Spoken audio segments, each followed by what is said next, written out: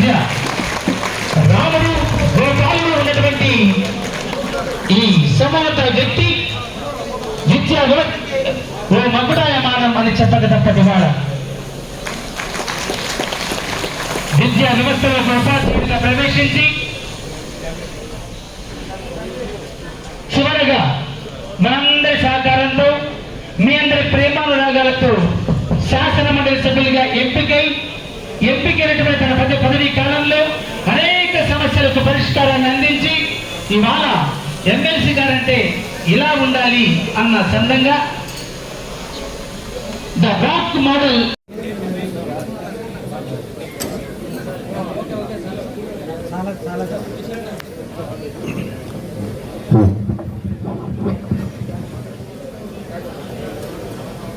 असतोमा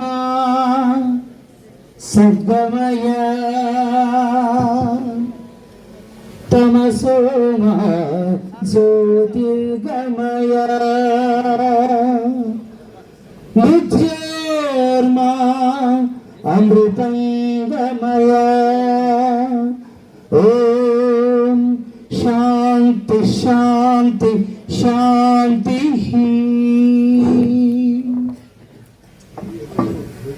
hello hello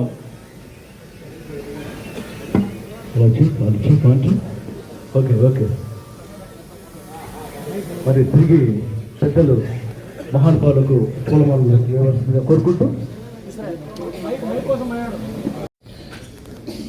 78 వసంతాలు పూర్తి చేసుకొని 79వ సంవత్సరంలో అడుగు పెడుతున్న రాష్ట్రోపాధ్యాయ సంఘం రాష్ట్ర స్థాయి సదస్సుకు అధ్యక్షత వహించిన ఎస్టీయూ రాష్ట్ర అధ్యక్షులు సాయి శ్రీనివాస్ గారు, ముఖ్య అతిథులుగా విచ్చేసిన పెద్దలు మాజీ శాసన మండలి సభ్యులు కత్తి నరసింహారెడ్డి గారు, సిపిఐ రాష్ట్ర కార్యదర్శి ఈశ్వరయ్య గారు, ఎస్టీయూ ప్రధాన కార్యదర్శి మల్లు రఘునాథరెడ్డి గారు,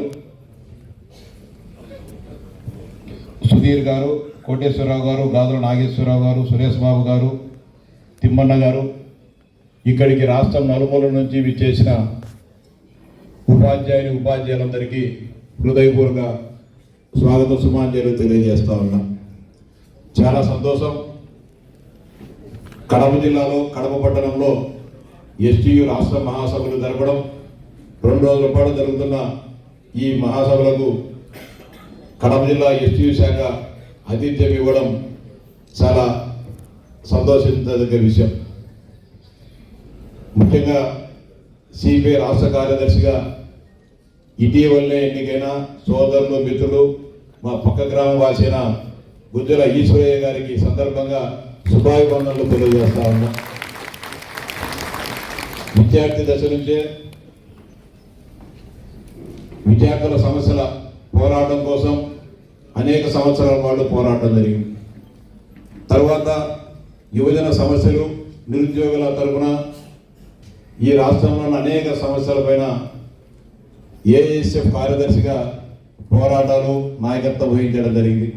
తర్వాత కడప జిల్లా సిపిఐ కార్యదర్శిగా ఈ జిల్లాలో ఉన్న అనేక సమస్యలను ప్రభుత్వం దృష్టి తీసుకొని అనేక సమస్యలను పరిష్కరించడంలో ఉధృతమైన పోరాటాలు చేసి ఆ సమస్యల పరిష్కారానికి కృషి చేసి తర్వాత సిపిఐ రాష్ట్ర కార్యదర్శిగా ఎన్నిక కావడం మాకందరికీ కూడా సంతోషదాయకం. ఈ జిల్లా కూడా గర్వకారణం అని చెప్పి మీకు అందరికీ కూడా తెలియజేస్తా ఉన్నా. ఇందాక మన శ్రీనివాస్ గారు, అదేవిధంగా రగన్న అనేక రకాలైన సమస్యలు తెలియజేయడం జరిగింది. విద్యా వ్యవస్థలో వస్తున్న సంస్కరణలు, ఆ సంస్కరణల ప్రభావంతో వస్తున్న ఇబ్బందులు, అదేవిధంగా ఉపాధ్యాయులు ఎదుర్కొంటున్న అనేక సమస్యలు, ప్రభుత్వాలు మారినప్పుడల్లా ఆ సంస్కరణల ప్రభావంతో వస్తున్న ఇబ్బందుల గురించి, ప్రభుత్వాలు బాగా చేయాలనుకుంటున్న రాజకీయపరమైన నిర్ణయాలు బాగా ఉన్నా కూడా కొంతమంది అధికారులతో ఇబ్బందులు జరుగుతున్నాయని చెప్పి కూడా ఈ సమావేశంలో చర్చించుకోవడం జరిగింది. అది వాస్తవం. రాజకీయపరమైన నిర్ణయాలు తీసుకొని అందరికీ కూడా మంచి చేయాలనే ఆకాంక్ష ఉన్నప్పటికీ దానికి చట్టం ఒప్పుకోదు, నిబంధనలు ఒప్పుకోవని చెప్పి అనేక రకాలుగా అధికార యంత్రాంగం వాటికి అడ్డుపుల్ల వేయడం జరుగుతోంది.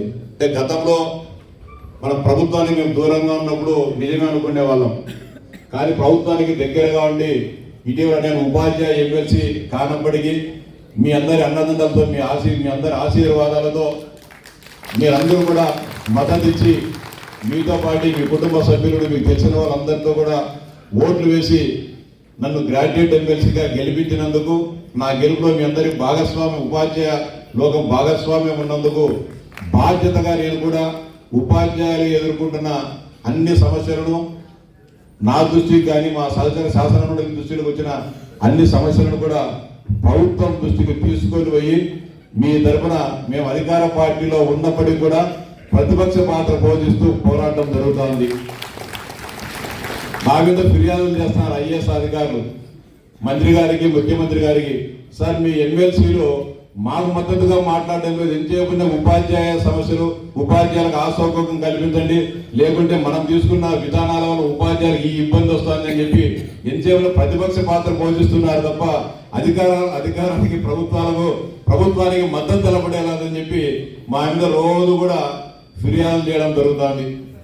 ఆ విషయం మన శ్రీనివాస గారి కానీ లేకపోతే మన రగన్న గారు నిత్యం విద్యాశాఖ అధికారులతో మాట్లాడుతుంటారు కాబట్టి వాళ్ళకి కానీ మాట్లాడుతుంది. లాస్ట్ మాతో మాట్లాడడం కానీ మానేశారు కొంతమంది అధికారులు. రోజు మేము ఇవి అడుగుతున్నామని చెప్పి, ఈ సమస్య ఉంది, ఈ యాప్లో తగ్గియండి, లేకపోతే కనుక మీరు 10వ తరగతికి శనివారం సెకండ్ సాటర్డే ఆదివారాలు కూడా మీరేమో స్పెషల్ క్లాసులు తీసుకోమని చెప్తున్నారు, కానీ జీవోలోనేమో వాళ్ళ క్యాజువల్ జీవీస్ ఇస్తున్నారు, కానీ యాప్లో మాత్రం అది రావడం లేదు, దీన్ని పరిష్కరించమని చెప్పి అడుగుతున్నా కానీ ఒకరి మీద ఒకరు చెప్పుకుంటారు తప్ప ఆ సమస్య పరిష్కారం చేసిన దాఖలాలు కనబడటం లేదు. అంటే అనేక రకాలైన సమస్యలు మీరు ఎదుర్కొంటున్న విషయం వాస్తవం. దీన్ని ఎవరం కూడా కాదలేని సత్యం అని చెప్పి మీరందరికీ కూడా సవినయంగా విజ్ఞప్తి చేస్తాం. ఇందాక టెట్ గురించి కూడా మాట్లాడడం జరిగింది. దాదాపు 30-40 సంవత్సరాలు ఉపాధ్యాయ వృత్తిలో ఉంటూ ఇప్పుడు ఏమి అర్హత పరీక్ష మేము రాయాలా, ఈ నిర్ణయాన్ని పునఃపరిశీలించాలని చెప్పి చెప్పడం జరిగింది. మీకు అందరికీ కూడా తెలుసు, ఇది కేంద్ర రాష్ట్ర ప్రభుత్వాలు తీసుకున్న నిర్ణయం కాదు.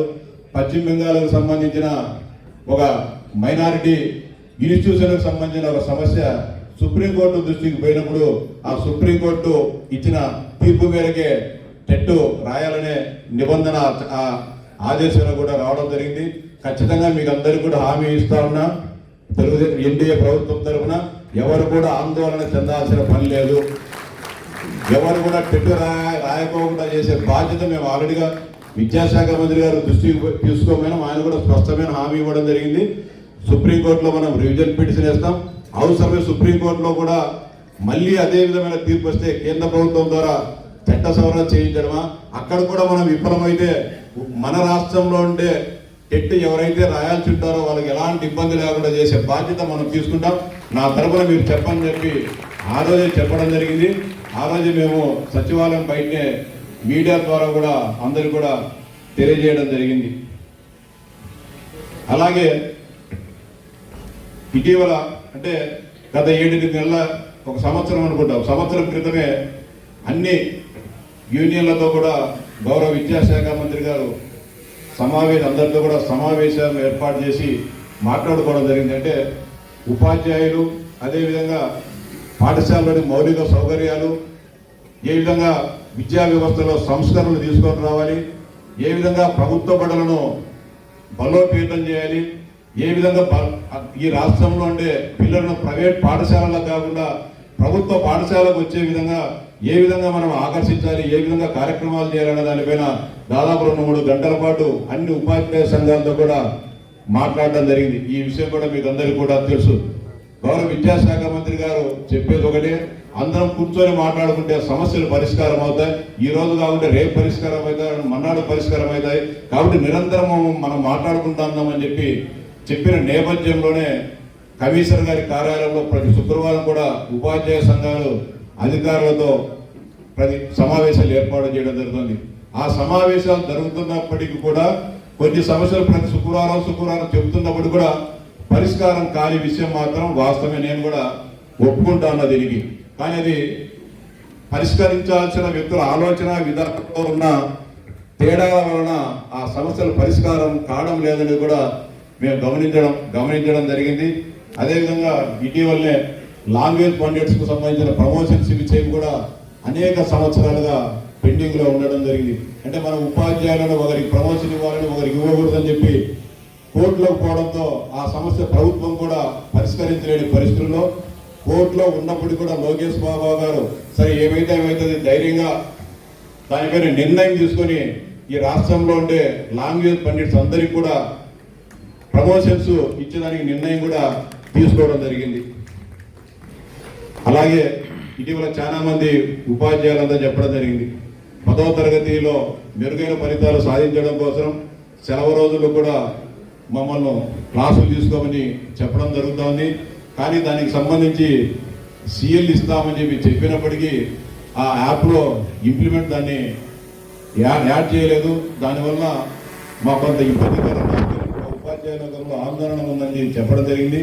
నేను గత 5-6 రోజుల క్రితం మా పులివెందులకు చెందిన మా మహేశ్వర రెడ్డి గారు మొత్తం దానికి సంబంధించిన డీటెయిల్స్ కానీ నాకు ఇవ్వడం జరిగింది. దాన్ని కూడా నేను విద్యాశాఖ కమిషనర్కి అదేవిధంగా ఈసారి ఈ చూసే కిసారెడ్డి దృష్టికి కూడా తీసుకొని ఈ సమస్యను పరిష్కరించమని చెప్పడం జరిగింది.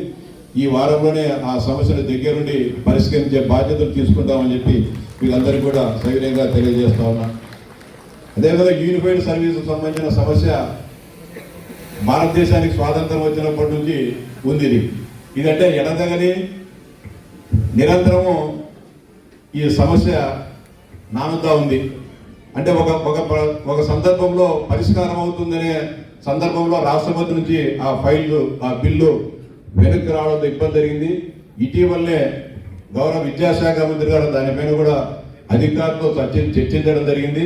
దీన్ని యూనిఫైడ్ సర్వీసెస్ ఈ సమస్యను పరిష్కరించాలంటే చిత్తశుద్ధితో కొంతమంది అధికారులు దీన్ని వెంటబడితే తప్ప మనం రాష్ట్రపతి వద్దకు తీసుకొని ఈ సమస్యను పరిష్కరించేదానికి కాదు. కొంచెం సమయం తీసుకొని కొన్ని రాష్ట్రంలో ఉండే పరిస్థితులు చక్కబడిన తర్వాత దాని మీద ప్రత్యేకంగా శ్రద్ధ తీసుకొని ఆ సమస్యను కూడా ఈ 2029 లోపల పరిష్కరిద్దామని చెప్పి లోకేష్ బాబు గారు కూడా చెప్పడం జరిగింది మా అందరితో. అలాగే ఇటీవలనే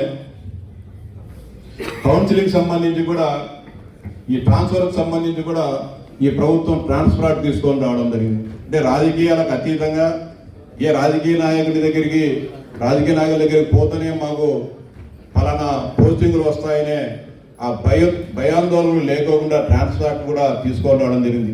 మీ అందరి వెబ్ కౌన్సిలింగ్ అంటే మీరందరి కోరిక మేరకు దాన్ని కూడా మాన్యువల్ కౌన్సిలింగ్ను ఇచ్చే విధంగా చేయడం జరిగింది.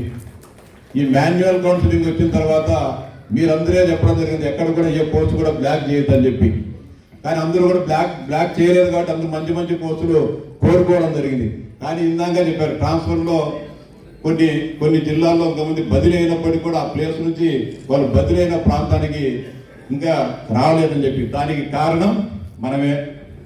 ఎక్కడ కూడా మనం బ్లాక్ చేయకుండా అన్ని ఓపెన్ చేసినందువల్ల ఈ సమస్య ఉత్పన్నమైంది. నిన్న మొన్ననే విద్యా వాలంటీర్లకు సంబంధించి కూడా నోటిఫికేషన్ కూడా ఇవ్వడం జరిగింది. అది కూడా నాకు తెలిసి ఆ నోటిఫికేషన్ వల్ల కూడా వీళ్ళంతా కూడా చాలా మంది వచ్చే పరిస్థితి లేదు.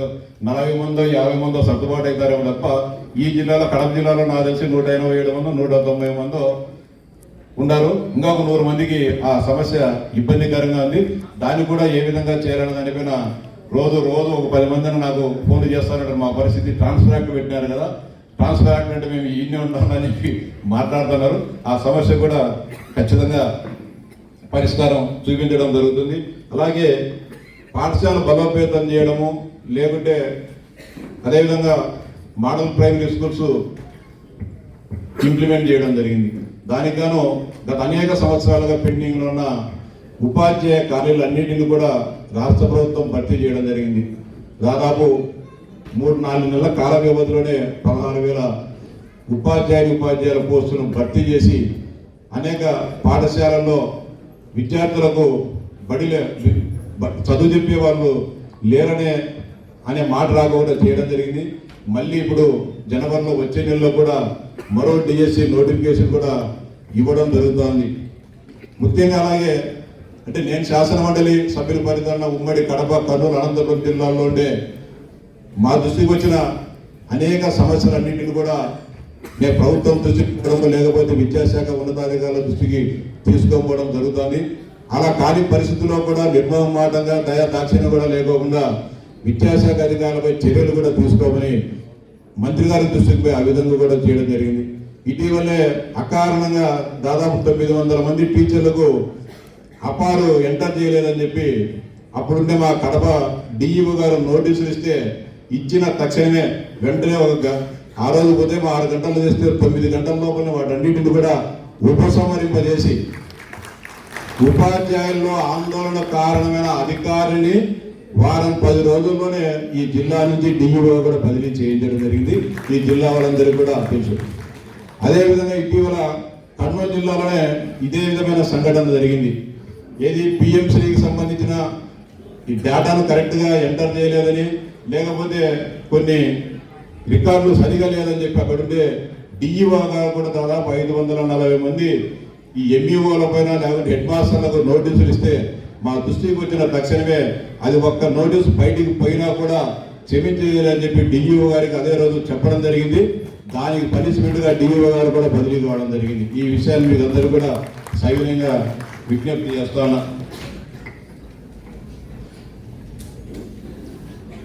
శ్రీనివాస్ గారు ఇంకొక విషయం కూడా చెప్పడం జరిగింది. 2004 కంటే ముందు అపాయింట్ అయిన వారికి ఓల్డ్ పెన్షన్ స్కీమ్ అనేది దానికి ప్రభుత్వం సానుకూలంగా ఉంది.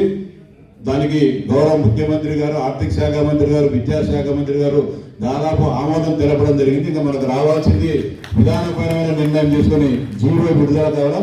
ఖచ్చితంగా అది త్వరలోనే ఆ 2004 కంటే ముందు అపాయింట్ అయిన వారికి జీవో కూడా 100% విడుదల ఉందనే విషయాన్ని మీకు సవినయంగా తెలియజేస్తా ఉన్నా. అలాగే విద్యార్థుల్లో విద్యా సంస్కరణలో భాగంగా ఒకవైపు పిల్లల్లో విద్యా నైపుణ్యాలు పెంచడము, వారిని ఉత్తమ విద్యార్థులుగా తీర్చిదిద్దే క్రమంలో కొంత ఉపాధ్యాయుల పైన ఒత్తిడి ఉన్న మాట వాస్తవమే. దీన్ని కూడా మీరు సహృదయంతో ఆలోచించాలని, ఈ రాష్ట్ర భవిష్యత్తు కోసం, మన పిల్లల బంగారు భవిష్యత్తు కోసం మీ మీద ఈ ఒత్తిడి పెడుతున్నారే తప్ప వేరే దురుద్దేశమో లేకపోతే వేరే కక్ష సాధింపో లేకపోతే ఇంకొక ఆలోచన ఈ ప్రభుత్వానికి లేదని చెప్పి మీకు అందరూ కూడా సవినయంగా విజ్ఞప్తి చేస్తున్నా. మీ అందరి అండదండలతోనే మీరందరూ కూడా ఈ ప్రభుత్వం రావాలని చెప్పి కృతనిశ్చయంతో అండగా నిలబడినందువల్ల ఈరోజు చంద్రబాబు నాయుడు గారి రాష్ట్రానికి ముఖ్యమంత్రి అయ్యారనే విషయం మాకందరికీ తెలుసు. ఖచ్చితంగా మీ అందరి ఆలోచనలకు అనుగుణంగా ఎవరికి కూడా చిన్న చిన్న సమస్యలు ఉన్న, చిన్న చిన్న తాత్కాలిక బాధలు ఉన్నా కూడా వాటన్నిటిని కూడా పరిష్కరించి, అదేవిధంగా ఆర్థిక సంబంధమైన అనేక రకాలైన సమస్యలు ఉన్నాయి, వాటికి కూడా త్వరలోనే ఒక ముగింపు ఈ రాష్ట్ర ప్రభుత్వం పలుకుతుందని చెప్పి సవినయంగా విజ్ఞప్తి చేస్తూ ఇంత పెద్ద మహాసభలో మాట్లాడే అవకాశం కల్పించిన ఎస్టీయు సభ్యులకు, ఎస్టీయు నాయకత్వానికి నా హృదయపూర్వక ధన్యవాదాలు, నమస్కారాలు తెలియజేసుకుంటాను. జై హింద్.